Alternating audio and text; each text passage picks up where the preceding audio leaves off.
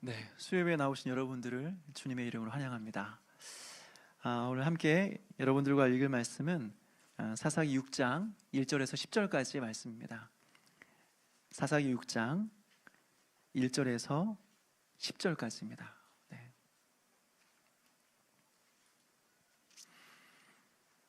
네, 저 한 절 여러분 한 절 교독하겠습니다. 저부터 읽겠습니다. 이스라엘 자손이 또 여호와의 목전에 악을 행하였으므로 여호와께서 7년 동안 그들을 미디안의 손에 넘겨주시니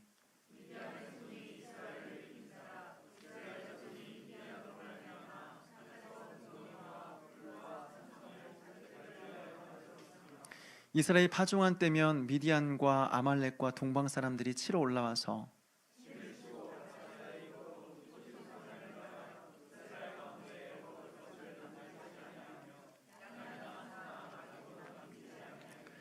이는 그들이 그들의 짐승과 장막을 가지고 올라와 메뚜기 떼같이 많이 들어오니 그 사람과 낙타가 무수함이라 그들이 그 땅에 들어와서 멸하려 하니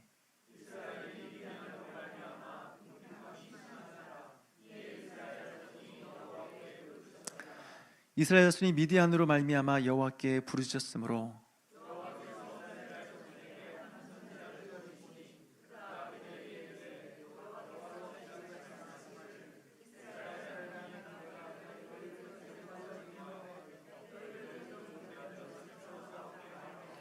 애굽 사람의 손과 너희를 학대하는 모든 자의 손에서 너희를 건져내고 그들을 너희 앞에서 쫓아내고 그 땅을 너희에게 주었으며 또 너희에게 이르기를 나는 너희의 하나님 여호와이니 너희가 거주하는 아모리 사람의 땅의 신들을 두려워하지 말라 했으나 너희가 내 목소리를 듣지 아니하였느니라 하셨다 하니라.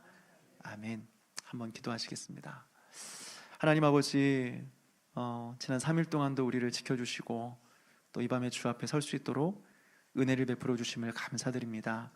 이 시간 우리가 하나님 말씀 앞에 섰습니다. 말씀을 통하여 하나님의 성품을 마음 깊이 경험할 수 있도록 도와주시고 하나님을 만나는 예배 될 수 있도록 또 말씀 앞에서 우리의 영혼이 회복되는 이 시간 될 수 있도록 도와주시옵소서.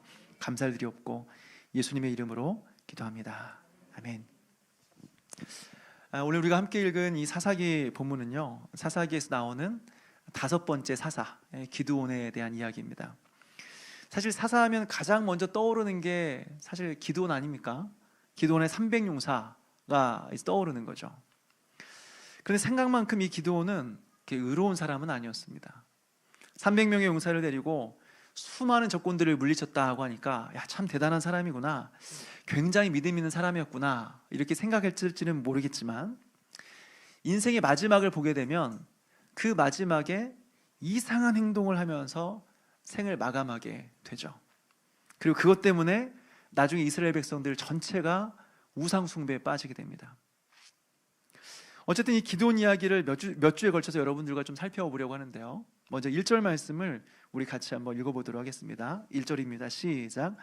이스라엘 자손이 또 여호와의 목전에 악을 행하였으므로 여호와께서 7년 동안 그들을 미디안의 손에 넘겨주시니.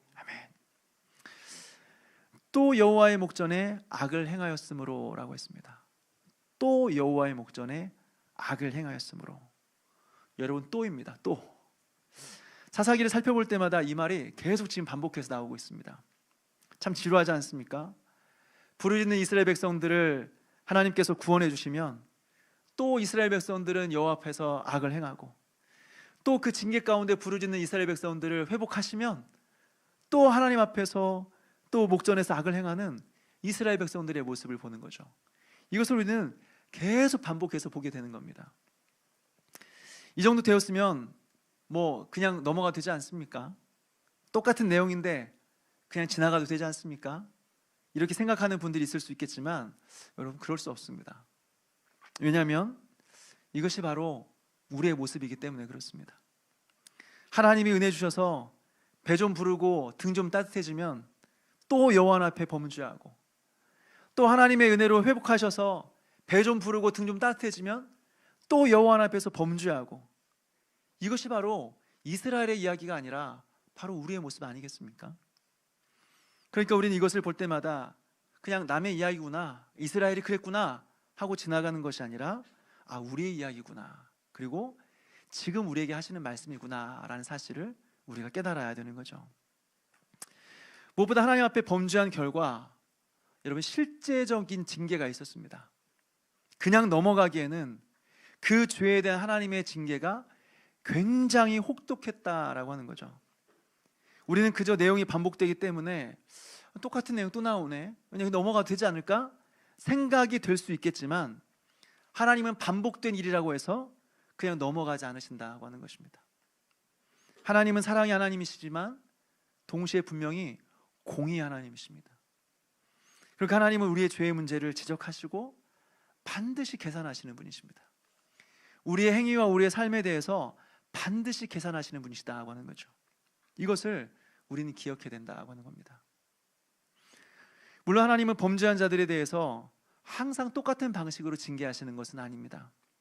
무엇보다 하나님의 징계가 우리가 생각하는 것처럼 늘 똑같은 방식의 물질이나 어떤 사고나 아니면 건강과 관련이 없을 때도 많이 있습니다.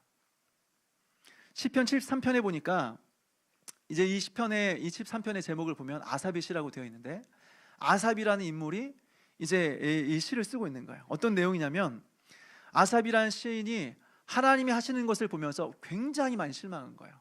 엄청 실족했습니다.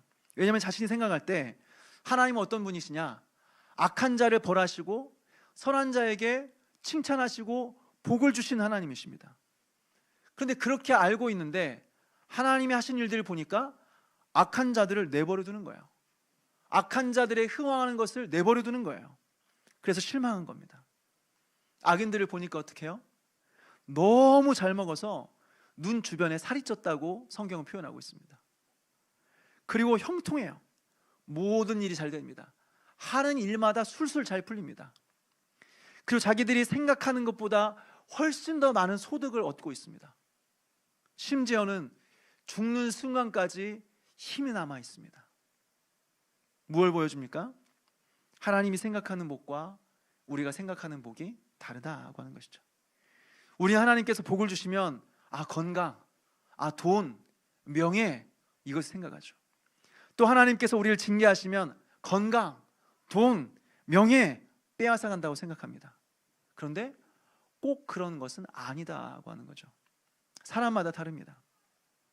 그러니까 모든 일이 잘 되고 건강하고 물질적으로 여유롭다고 해서 착각하면 안 되는 거죠. 그래도 하나님 나를 사랑하시나 보다, 그래도 내가 좀 잘 살고 있나 보다, 자만하면 안 된다고 하는 겁니다. 확실한 것은 하나님께서 우리를 징계하실 때 우리의 마음을 곤고하게 하신다고 하는 겁니다. 잃어버린 것이 하나도 없습니다. 모든 일이 잘 됩니다. 건강합니다. 그런데 우리의 마음은 계속해서 곤고합니다. 만족이 안 됩니다. 기쁨이 없습니다. 허무합니다. 이것이 바로 하나님께서 우리에게 주시는 징계다고 하는 것입니다. 물론 우리는 죄를 지을 자유가 있죠. 내가 하고 싶다는데, 내가 죄를 짓고 싶다는데, 당연하죠. 우리는 죄를 지을 자유가 있습니다. 그것은 본인이 선택하는 것입니다. 그러나 우리가 기억해야 될 것은 무엇이냐면, 하나님도 죄 지은 자를 향하여서 징계하실 수 있는 자유가 있다고 하는 것입니다. 우리가 즐겁게 죄를 지을 수 있는 자유가 있는 것처럼 하나님도 죄 지은 자를 향하여서 징계할 수 있는 자유가 있으신 분이시다고 하는 거예요. 그러니까 우리가 자유가 있어서 죄를 짓기로 선택했을 때 우리는 그 결과에 대해서 얼마든지 받아들이겠다라는 마음을 가지고 죄를 선택해야 된다고 하는 것입니다. 밤마다 자기 직전에 많은 것을 먹는 것은 우리의 자유입니다. 그렇지만 그것 때문에 건강이 나빠지고 배가 나오는 것에 대해서는 우리 자신이 책임을 져야 되는 겁니다. 시험 기간에 공부를 안 하는 것은 우리의 자유입니다. 그러나 공부하지 않았기 때문에 성적이 안 나올 수 있는 것에 대해서는 우리는 받아들여야 된다고 하는 것이죠. 예전에 화성인 바이러스에 누렁이녀라는 여자가 나왔습니다. 아마 예전에 한번 말씀드렸던 것 같은데, 굉장히 독특한 여자입니다. 25살 정도 되어 있는데 어렸을 때부터 양치질을 한 적이 없어요. 그러니까 치아 색깔이 노랗다고 해서 누렁이녀입니다. 직장 생활을 하는데, 직장 생활에서 점심에 같이 동료들하고 식사를 하는데 끝나고 다 양치하러 가는데 이 자매만 양치를 안 해요. 그래서 PD가 물어봤어요. 아, 양치질 안 하면 좀 이렇게 좀 텁텁하고 좀 이렇게 좀 불편하지 않습니까? 아니요, 저는 불편하지 않습니다. 그러면 사람들이 주변에서 이렇게 말할 때 냄새 난다고 하지 않습니까? 말하지 않습니까? 아니요, 그런 말 들어본 적이 없어요. 저는 일부러 이렇게 좀 거리를 두고 사람하고 대화합니다. 남자친구가 있습니까? 남자친구 있습니다. 남자친구하고 이렇게 일 마주치지 않습니까? 마주칩니다. 남자친구가 냄새 난다는 말 하지 않습니까? 그런 말 들어본 적이 없습니다. 그러면 문제가 있을 텐데, 저는 문제 없습니다. 진짜 문제가 없는지 치과를 갔습니다. 그리고 처음으로 치과에 가서 치아를 이렇게 이제 진료를 받았습니다. 검사를 했습니다. 결과를 보니까 놀라운 일들이 나왔다고 하는 거죠. 당장 뽑아야 될 게 3개고 신경 치료해야 될 게 10몇 개고 그 충치 치료해야 될 게 뭐 몇 개라는 거예요. 큰일 났다는 거예요. 지금 당장 치료해야 된다는 거예요. 여러분, 하고 싶으면 하십시오. 그건 우리의 자유입니다. 그렇지만 그 책임은 오로지 내가 져야 된다고 하는 사실을 오늘 성경은 우리가 깨닫게 되는 거죠. 가르쳐주고 있는 것이죠. 오늘 이스라엘 백성들은 또 하나님 앞에 범죄했습니다. 또입니다. 또. 그 결과 어떻게 되었습니까? 하나님께서 이스라엘을 미디안의 손에 넘겨줬다. 오늘 이렇게 말하고 있습니다. 그런데 이 미디안은요, 이전에 등장한 나라들처럼 평범하진 않습니다. 굉장히 독특한 나라입니다. 이들은 일단 유목민입니다. 모세가 애굽에서 이제 사람을 살인하고 도망갔을 때 미디안 지역으로 도망가게 돼요. 그리고 이 미디안 사람 중에서 이드로라는 사람의 딸과 결혼하게 되죠. 그리고 이 지역에서 40년 동안 살면서 광야에서 양을 치는 역할을 했습니다. 바로 이들이 수많은 가축들을 몰고 다니면서 이동하는 그 미디안 민족이었습니다. 그런데 이들이 이스라엘이 파종하는 그 시기만 되면 어떻게 하냐면 몰고 다니는 가축들을 다 데려오는 겁니다. 그리고 눈에 보이는 모든 식물들은 다 먹어 치워버리는 거죠. 그래서 이스라엘 안에는 먹을 것이 하나도 없는 거예요. 그래서 오늘 성경은 이 미디안 사람들을 가리켜서 뭐라고 빗대어 표현하냐면 메뚜기 떼와 같다. 메뚜기 떼와 같다. 메뚜기 떼가 한번 다 지나가면 어떻게 됩니까? 먹을 게 하나도 없어요. 곡식이 하나도 없어요. 다 먹어 치워버려요. 그렇게 된다고 하는 거죠. 이것은 이전에 한 번도 경험한 적이 없었던 그런 고통이었습니다. 그래도 예전에는 힘은 들었지만 1년에 한두 번씩 왕에게 조공을 바치는 정도였습니다. 근데 이 미디안은 그 정도가 아니에요. 다 쓸어가 버려요. 먹을 게 하나도 없어요. 또 한 가지 미디안의 굉장히 독특한 부분이 있는데 무엇이냐면 이스라엘 백성들과 비교했을 때 굉장히 수준이 떨어진 나라였습니다. 6장 초반에 보게 되면 기드온에 대한 이제 이야기를 기록할 때 이 기드온에 대한 이야기가 다른 이 본문에 비해서 상당히 많은 비중을 차지합니다. 어떤 사사 이야기는 단 한 절에 기록된 경우도 있습니다. 그런데 기드온의 내용을 보게 되면 여러 장에 걸쳐서 여러 내용으로 이런저런 설명들을 굉장히 많이 하고 있습니다. 근데 내용에 비해서 비교적 설명이 굉장히 부족한 부분이 있어요. 그게 뭐냐면 바로 미디안에 대한 설명입니다. 다른 곳에 보게 되면 최소한 이스라엘을 괴롭히는 나라의 왕의 이름 정도는 소개하고 있습니다.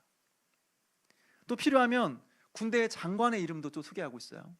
그리고 뭐 철병거 900대다 라는 식으로 그들이 사용하는 무기도 소개하고 있어요. 근데 오늘 미디안은 어떻습니까? 왕의 이름이 안 나옵니다. 군대 장관의 이름이 안 나옵니다. 그들이 사용하는 무기가 안 나옵니다. 군대가 몇 명인지 그 숫자가 안 나옵니다. 아예 군대라는 이름 자체가 언급이 안 되고 있습니다. 무엇보다 그들이 이동할 때 말과 병거, 싸움에 해당하는 사용할 수 있는 말과 병거를 끌고 다니는 것이 아니라 짐승과 장막을 끌고 다닌대요. 그리고 그 짐승은 전쟁에 사용되는 동물이 아니라 자기들이 키우는 가축입니다. 이것은 무엇을 보여주냐면 이 나라는 왕도 없고 군대도 없고 그것을 이끄는 장수도 없고 제대로 된 무기도 없는 그냥 오합지졸들이라는 거예요. 군대라고 말할 수 없고 나라라고도 말할 수 없는 그런 존재. 군대 같지도 않은 군대, 나라 같지도 않은 나라라고 하는 거예요. 그런데 어떻게 해요? 그런 나라에 이스라엘은 다 뺏기는 거예요. 그리고 괴롭힘을 당하는 거예요. 다 뺏겨서 먹을 것이 하나도 없게 되었다고 하는 거죠. 그러니까 이 미디안이라는 나라가 어떤 나라냐, 이 나라가 도대체 어떤 나라이길래 이스라엘을 이게 괴롭히냐, 미디안의 나라는 과연 강한 나라였냐 약한 나라였냐, 이것은 하나 중요한 것이 아닙니다. 우리가 하나님 앞에 범죄하게 되면요, 별것도 아닌 것들에 끌고 다니면서 고통을 당하게 된다고 하는 거예요. 이걸 보여주는 겁니다. 어떤 대단한 존재이기 때문에 끌려다니는 것이 아니라, 엄청나게 무슨 힘 있는 존재이기 때문에 당하며 살아가는 것이 아니라, 아무것도 아닌데, 별것 아닌데 그것들에 굽신굽신하면서 괴롭힘을 당하며 살아간다고 하는 거예요. 하나님 앞에 범죄했기 때문에 그렇다고 하는 것입니다. 저희 집에 있는 아이들이 좀 자주 싸우는 편입니다. 둘째가 잘못합니다. 그러면 첫째가 그것을 그냥 넘어가지 않습니다. 옆에 가서 조용히 말하죠. 내가 엄마 아빠한테 말 안 할 테니까 내 말대로 해. 시키는 대로 해. 아니면 다 잃는다. 엄마한테 잃는다. 아빠한테 말해. 막 그러고 가지고 이제 뭐 싸우고 뭐 이렇게 끌려다니고 억울해하고 슬퍼하고 이런 일들이 좀 자주 일어나요. 이것이 바로 죄를 지은 이후에 우리의 모습이라고 합니다. 끌려다녀요, 뺏겨요, 괴롭힘을 당해요. 그런데 그 대상이 엄청난 존재냐? 아니에요. 별것도 아니에요. 아무것도 아니에요. 그런데도 계속 주눅 들어서 굽신굽신하는 거죠. 죄 때문에 그런 것입니다. 죄가 그렇게 만든다고 하는 거예요. 무엇보다 여기서 한 가지 짚고 넘어갔으면 좋겠는데요, 이스라엘 백성들이 미디안에게 몇 년 동안 괴롭힘을 당했냐? 7년 동안 괴롭힘을 당했대요. 사실 7년이라는 기간은 사실 그렇게 긴 기간은 아닙니다. 이스라엘은 구산 리사다임에게 8년 동안 괴롭힘을 당했대요. 그리고 또 모압 왕 에글론에게는 18년 동안 괴롭힘을 당했다라고 말하고 있습니다. 또 가나안 왕 야빈은 어떤가? 그에게는 20년 동안 괴롭힘을 당했다고 말하고 있습니다. 그러니까 그것에 비해 7년이라는 시간은 굉장히 짧은 시간이었다고 하는 거죠. 그러나 시간이 짧다고 해서 괴로움이 줄었습니까? 아니에요. 훨씬 더 짧지만 괴로운 시간을 보냈다고 하는 거죠. 대표적인 예로 사사기 5장 6절에 보게 되면 뭐라고 말하고 있냐면, 삼가래 때에 대로가 비었다. 그리고 길의 행인들은 오솔길로 다녔다 말하고 있습니다. 무슨 말이냐면, 블레셋 사람들 때문에 큰 길로 다니지 못하고 돌아서 좁은 길로 계속해서 눈치 보며 다녔다고 하는 의미입니다. 근데 오늘 성경은 뭐라고 말하고 있냐면, 우리 6장 2절 말씀 같이 한번 읽어볼까요? 6장 2절입니다. 시작. 미디안의 손이 이스라엘을 이긴지라. 이스라엘 자손이 미디안으로 말미암아 산에서 웅덩이와 굴과 산성을 자기들을 위하여 만들었으며. 오늘 본문에 보게 되니까 좁은 오솔길 정도가 아니라 산에 올라가서 웅덩이와 굴을 파서 지냈대요. 그래서 미디안이 오게 되면 저 멀리서 낙타 소리가 들려오면, 그러면 먹을 것을 가지고 산으로 도망가는 거죠. 숨는 거죠. 그리고 그들이 다 뺏어갈 때까지 산속에서 웅크려서 기다리고 있는 것입니다. 좁은 길로 다니는 정도가 아니라 어둠 속에 지냈습니다. 얼마나 비참한 겁니까? 그러니까 고통의 시간이 짧은 것은 사실은 중요한 것이 아닙니다. 아무리 짧은 시간이라고 할지라도 고통 가운데 있는 사람들에게는 그 고통의 시간은 매우 느리게 흘러간다고 하는 것이죠. 왜 그래요? 어떤 심리학자들은 이렇게 설명하더라고요. 다시 그 고통을 반복하지 않기 위해서, 뇌가 그것을 기억하기 위해서 그 어려울 때, 힘들 때 장면들을 계속 사진을 찍는데요. 그러니까 시간이 고통스러울 때가 훨씬 더 느리게 지나가는 것처럼 그렇게 느껴진대요. 반대로 즐거운 시간은 어떻습니까? 금방 지나가 버려요. 뭔가 이제 휴가를 얻어서 그래, 해외여행도 가서 뭐 수영도 하고 맛있는 것도 먹고 사진도 찍고 해야지, 뭔가 엄청 기대했는데 눈 떠보니까 벌써 이렇게 집으로 돌아와 있는 모습을 보게 되는 거죠. 근데 고통스러운 시간 굉장히 길게 느껴지고, 즐거운 시간 금방 지나가 버리고. 확실한 것은 시간의 길이는 중요하지 않다고 하는 것입니다. 고통의 시간이 짧다고 해서 그 고통이 비교적 감당할 만하네, 할 수 있는 것은 아니다고 하는 거죠. 이제 7절에 보니까 고통 가운데 있던 이스라엘은 이제 하나님 앞에 부르짖기 시작했습니다. 그런데 여러분, 이게 얼마 만에 부르짖음입니까? 미디안의 고통을 받다가 얼마 만에 하나님 앞에 부르짖는 겁니까? 7년 만에요. 7년 만에. 무슨 말이냐면 7년 동안 이스라엘 백성들은 참았습니다. 7년 동안 이스라엘 백성들은 그 고통 가운데 인내했습니다. 참다 못 참아서 7년 만에 하나님 앞에 부르짖었다고 하는 거죠. 여러분, 여기서 인내가 무엇인지를 우리는 생각하게 됩니다. 사실 성경에서 인내를 말할 때는요, 주님 앞에 믿음으로 살고 순종하며 살아가는 가운데 겪는 어려움을 참는 것이 인내라고 가르쳐 줍니다. 그리고 그 인내의 유익이 무엇이냐? 연단이라는 거죠. 우리가 그 인내 가운데 단단해지고 하나님 앞에 정결해진다고 하는 것입니다. 순결해진다고 하는 겁니다.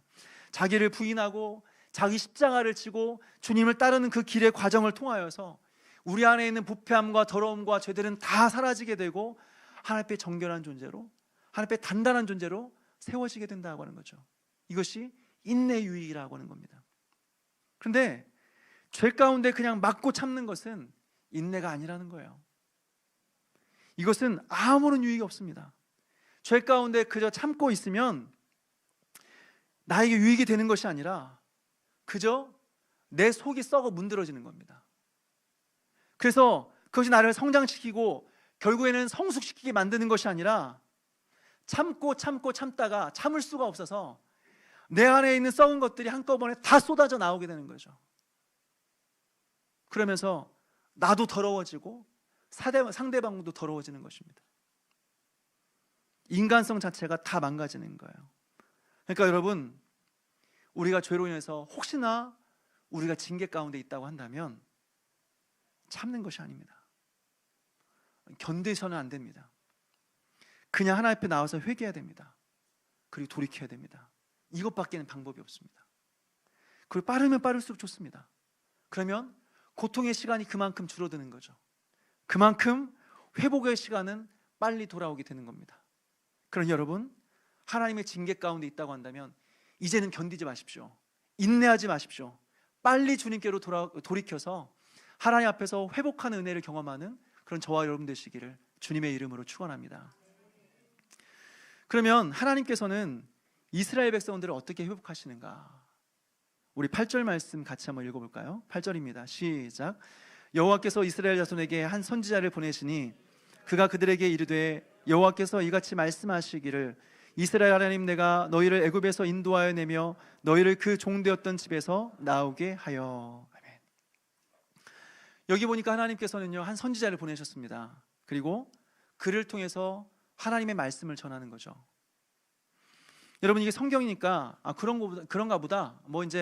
죄를 지었으니까 하나님께 선지자를 보내시고 말씀을 전했구나 생각할 수 있겠지만, 잘 생각해 보면 어쩌면 이스라엘 백성들의 마음은 굉장히 힘든 그런 순간일 수도 있습니다. 생각해 보십시오. 7년 동안이나 이 사람들은 인간다운 삶을 살지 못했습니다. 미디안이 올 때마다, 저기 멀리서 낙타의 그 발소리가 들릴 때마다 먹을 거 그냥 급하게 챙겨가지고 산속에 들어가서 웅덩이를 파고 거기에서 숨어 지냈습니다. 무슨 짐승도 아니고 미디안 사람들이 자신의 소년들을 다 뺏어갈 때마다 그냥 숨죽이면서 그냥 있었던 거예요. 그렇게 살아온 기간이 7년입니다. 그런데 그렇게 7년 동안 고통당하면서 짐승처럼 숨어 지냈던 사람들을 모아놓고 나서 하나님은 한 선지자를 보내서 하나님의 말씀을 전하고 있는 거죠. 설교를 하고 있는 거죠. 무슨 고생했다, 힘들었지 이런 위로의 말도 아니고 책망의 말을 하고 있는 겁니다. 그러니까 만약 그게 우리였다고 한다면, 아니 저 같았으면 하나님 앞에 원망했을 거예요. 하나님, 알겠습니다. 좋습니다. 알겠습니다.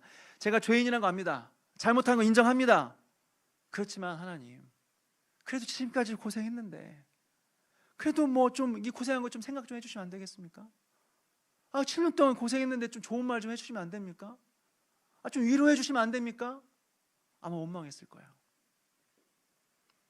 예전에 제가 청년들을 사역할 때요, 청년들이 문제가 있거나 힘든 일 있으면 찾아옵니다. 그러면 이제 만나서 뭐 2시간이고 3시간이고 계속해서 이야기를 들어줍니다. 자세히 들어보면 일단 저의 기준으로 생각했을 때는, 제 기준으로 봤을 때는 일단 그렇게 큰 일은 아닙니다. 근데 뭐 엄청난 일이 일어난 것처럼 막 오는데 들어보면 큰 일은 아니다라는 생각이 드는 거죠. 그리고 들어보면 대부분은 자기가 잘못해서 일어난 문제다라는 생각이 드는 거죠. 그러니까 이제 저는 들으면서 대부분들 똑같은 대답을 합니다. 아, 그래, 그렇구나. 그런데 이건 네가 잘못해서 그런 거야. 네가 잘못 생각한 거야. 네가 실수한 거야. 그래서 앞으로는 이제 너 이렇게 해야 돼. 그렇게 안 하면 똑같은 일 반복한다. 너 이거 이제 계속 그렇게 살면 너 계속 어려워진다. 이렇게 이야기를 하는 거죠. 그러면 청년들도 똑같은 말을 해요. 목사님 늘 정답만 이야기해요. 목사님 항상 옳은 말만 하고 늘 정답만 이야기하고 그래요. 무슨 말이냐면 공감을 안 해준다는 거죠. 위로를 안 해준다는 거죠. 뭔가 내가 듣고 싶은 말이 있어서 왔는데, 위로받고 싶어서 왔는데 늘 정답만 이야기하고 늘 하나님 말씀만 이야기하니까 마음이 힘들다는 거죠. 우리가 그렇지 않습니까? 사실 힘들 때는 듣고 싶은 말이 딱 정해져 있어요. 그 말 듣고 싶은 거예요. 그 말을 누군가 해줘야 되는 거예요. 근데 그 이야기는 하지 않고 원론적인 이야기만 한다, 그냥 성경 이야기만 한다, 뻔한 이야기 한다, 마음이 상하는 겁니다. 그러나 여러분, 하나님의 회복의 시작은 말씀을 듣는 것에서부터 시작이 됩니다. 엘리야를 생각해 보십시오. 엘리야는요, 갈멜산에서 엄청난 승리를 거두었습니다. 갈멜산에 올라가서 바알 선지자들을 불렀습니다. 그리고 대결을 합니다. 야, 서로 기도해서 하늘에서 불을 내린 사람, 그 사람이 하나님 진짜 신이다. 누가 진짜 신인지 한번 겨뤄보자 하고 기도했는데, 엘리야가 기도하자 하늘에서 불이 내리고 하나님이 진짜 하나님이라는 것이 증명이 됐습니다. 엘리야가 승리한 겁니다. 그리고 바알 선지자들을 그 자리에 다 죽여버렸습니다. 승리한 거죠. 그런데 내려오는데요, 한 소식을 냈습니다. 아합의 아내 이세벨이 내일 너를 죽인다더라, 너를 죽여버린다더라, 이 소리를 듣습니다. 근데 이해하지 않는 반응입니다. 방금 엄청난 대승을 거두고 기도함으로써 하늘에서 불을 내린 엘리야가요, 갑자기 도망가기 시작합니다. 왜 그런지 알 수 없지만 도망갑니다. 그리고 저 땅끝까지 도망가서요, 로뎀나무 아래 숨습니다. 그리고 하나님께 말합니다. 하나님, 저 죽여주십시오. 나 살고 싶지 않습니다. 차라리 나 죽여주십시오 라고 말합니다. 완전히 낙심해 있는 상황이고 완전히 영적인 깊은 침체 가운데 있는 상황이었습니다. 근데 하나님께서 엘리야를 어떻게 하십니까? 까마귀를 통해서 물과 음식을 전해주죠. 그러면서 거기서 끝나는 것이 아니라 그를 호렙산으로 부릅니다. 신의 산으로 부릅니다. 바로 하나님의 율법이 내려진, 모세가 그 율법을 받았던 그 신의 산이죠. 거기로 부릅니다. 그리고 어떻게 하냐면 하나님께서 세미한 음성 가운데, 말씀 가운데 엘리야를 만나 주십니다. 그리고 그 말씀을 통해서 엘리야를 회복하시고 다시 사명을 주셔서 사명의 자리로 나아가게 만들었다고 하는 거죠. 그 회복의 중심에 무엇이 있었느냐? 하나님의 음성이 있었습니다. 하나님의 말씀이 있었다고 하는 거죠. 사랑하는 여러분, 하나님의 회복의 시작은 말씀을 듣는 것에서부터 시작됩니다. 만약 우리가 고통 가운데 하나님의 징계 가운데 있다고 할지라도 어느 순간 하나님의 말씀이 들리기 시작했다고 한다면 이미 회복이 시작됐다는 말입니다. 왜냐하면 하나님께서는 말씀으로 우리를 회복하시기 때문에 그렇습니다. 그리고 그 시작은 말씀을 전하는 설교자를 보내시는 것으로부터 하나님이 시작하십니다. 그럼 여러분, 우리가 곤고하고 괴로운 삶을 살아간다고 생각할 때 다른 것을 찾지 마십시오. 여러분, 말씀 앞에 서야 됩니다. 너무 괴로우니까 여러분 기도 안 될 수 있습니다. 너무 괴로우면 사람 만나는 거 싫을 수 있습니다. 너무 힘들면 모임에 안 나올 수 있습니다. 이해합니다. 그렇지만 말씀을 듣는 것은 포기하면 안 됩니다. 이거는 포기하면 안 되는 겁니다. 이거는 물러설 수 없는 문제입니다. 왜냐하면 말씀이 우리의 유일한 희망이기 때문에 그렇습니다. 그 말씀이 우리를 회복할 수 있는 유일한 방법이기 때문에 그렇습니다. 그 말씀이 내가 듣기 싫은 말씀이라고 할지라도 괜찮습니다. 그 말씀이 나를 책망하는 말씀이라고 할지라도 상관없습니다. 왜냐하면 그 말씀이 나를 회복하기 때문에 그렇습니다. 사랑하는 여러분, 날마다 우리가 어떤 상황 가운데 있다 할지라도 말씀 앞에 서는 저와 여러분 되시기 바랍니다. 다른 것들은 다 포기한다고 할지라도 말씀 앞에 서는 것만큼 포기하지 않는 그런 저와 여러분 되시기를 주님의 이름으로 축원합니다. 여기서 우리가 또 한 가지 생각할 것은 무엇이냐면, 이스라엘 향하여 말씀을 전하는 그 선지자, 이 선지자의 이름이 나오지 않았다고 하는 겁니다. 다시 말해서 이 선지자는 무명의 선지자였습니다. 오늘 성경에는 그저 한 선지자라고 표현하고 있습니다. 그런데 어떻습니까? 이스라엘은 그 한 선지자의 말씀을 듣고, 한 선지자를 통한 하나님의 말씀을 듣고 회개하고 회복되었다고 하는 거죠. 여기서 중요한 것은 우리가 말씀을 들을 때요, 누가 말씀을 전하는가 이것이 아니라 그 전하는 말씀의 내용이 무엇인가, 이것이 중요하다고 하는 겁니다. 사실 우리는 말씀을 들을 때 말씀을 전하는 사람을 더 중요하게 생각하죠. 굉장히 유명한 목사님이 설교하는 것과 무명의 젊은 한 전도사가 설교하는 것과 우리는 절대 같다고 보지 않습니다. 유명한 목사님이 설교를 한다고 한다면 우리는 기대감을 가지고 마음의 옷깃을 여미고 말씀을 들을 준비를 합니다. 그런데 이름이 없는 무명의 한 어린 전도사가 설교를 한다고 한다면, 그래 열심히 한다, 어디 잘하나 한번 볼까, 이런 마음으로 설교를 듣기도 하는 거죠. 이것은 사람에게 어쩔 수 없습니다. 사실 저도 그렇습니다. 사람이니까 사람을 볼 수밖에 없고, 사람이니까 외모를 볼 수밖에 없습니다. 그리고 실제로 유명한 목사님의 설교를 들으면 유명할 수밖에 없겠구나 라는 게 인정이 되는 거예요. 확실히 다르구나, 이분은 다르구나, 인정이 되는 걸 어떻게 해요? 이거 우리는 인정할 수밖에 없습니다. 그럼 여러분, 오늘 성경은 뭐를 가르쳐주고 있습니까?